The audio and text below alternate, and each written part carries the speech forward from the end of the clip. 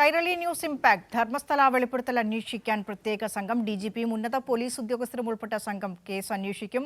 സിജു കണ്ണൻ ചേരുന്നുണ്ട്. സിജു, എന്തൊക്കെ കാര്യങ്ങളായിരിക്കും SITയുടെ അന്വേഷണ പരിധിയിൽ വരിക?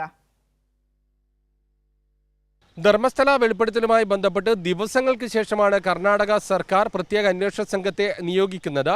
വലിയ പ്രതിഷേധങ്ങൾ ഇതുമായി ബന്ധപ്പെട്ട് ഉയർന്നു വരേണ്ടി വന്നു. ഇത്തരത്തിലൊരു തീരുമാനം കർണാടക സർക്കാരിന് എടുക്കേണ്ടി വരുന്നതിന് DIG പ്രണവ് മൊഹന്തി IPSന്റെ നേതൃത്വത്തിലുള്ള 4 അംഗ സംഘമാണ് ഈ കേസ് അന്വേഷിക്കുക എന്നാണ് കർണാടക സർക്കാർ അറിയിച്ചിരിക്കുന്നത്. മുതിർന്ന IPS ഉദ്യോഗസ്ഥരായി MN അനുജേർ, Soumyalatha IPS, Jithendrakumar IPS എന്നിവരും സംഘത്തിലുണ്ടാകുമെന്നാണ് അറിയിച്ചിരിക്കുന്നത്. അടുത്ത ദിവസങ്ങളിൽ തന്നെ ധർമ്മസ്ഥലയിലെത്തി പ്രത്യേക സംഘം അന്വേഷണം ആരംഭിക്കുമെന്നാണ് സർക്കാർ നിലവിൽ അറിയിച്ചിരിക്കുന്നത്.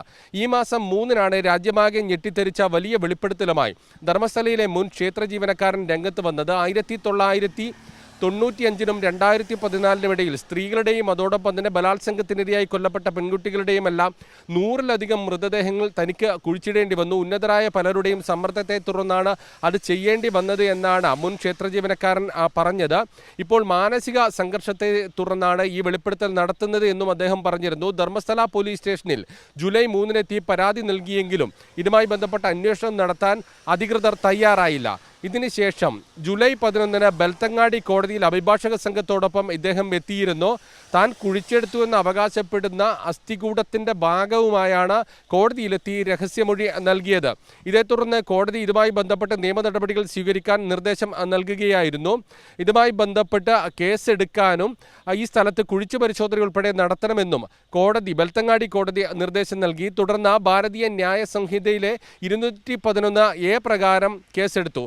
എന്നാൽ പിന്നീടും തുടർ നടപടികൾ ഉണ്ടായില്ല. വലിയ പ്രതിഷേധമാണ് ഇതുമായി ബന്ധപ്പെട്ട് എല്ലാ ഭാഗത്തു നിന്നും ഉയർന്നു വന്നത്. ആക്ഷൻ കമ്മിറ്റിയുടെ നേതൃത്വത്തിൽ നിലവിലുള്ള അന്വേഷണം കാര്യക്ഷമമല്ലെന്ന വലിയ വിമർശനമുയർന്നു. അതോടൊപ്പം തന്നെ കർണാടകയിലെ വനിതാ കമ്മീഷൻ കേസെടുക്കണമെന്ന ആവശ്യവുമായി രംഗത്ത് വന്നു. അഭിഭാഷകരുടെ പ്രത്യേക സംഘം മുഖ്യമന്ത്രി സിദ്ധരാമയ്യയെ കണ്ടു. 5-ന് ആവശ്യമുന്നയിച്ചു. അതിനിടെ പോലീസ് ഈ സാക്ഷിയുടെ രഹസ്യമൊഴി ചോർത്തുന്നു എന്ന വലിയ ഗുരുതരമായ ആരോപണം ഉന്നയിച്ചു.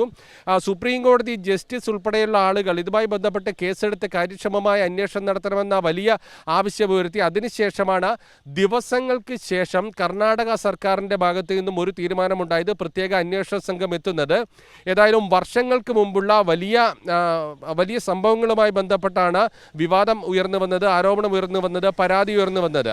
ഇതുമായി ബന്ധപ്പെട്ട അന്വേഷണം ഏത് നിലയിൽ മുന്നോട്ട് പോകുമെന്നാണ് അറിയേണ്ടത്.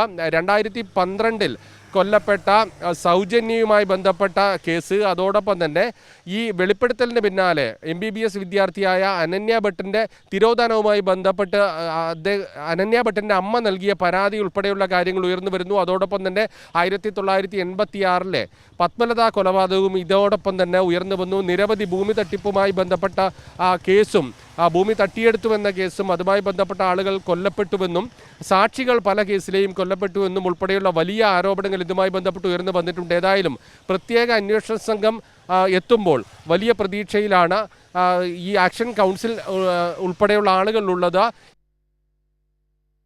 തെളിയാതെ കിടക്കുന്ന കൊലപാതക പരമ്പരകളുടെ മരിച്ച ജീവനുകൾക്ക് അവർക്ക് നീതി വേണം. ആ നീതി ലഭിക്കട്ടെ പ്രത്യേക അന്വേഷണ സംഘത്തിൻ്റെ അന്വേഷണത്തിലൂടെ.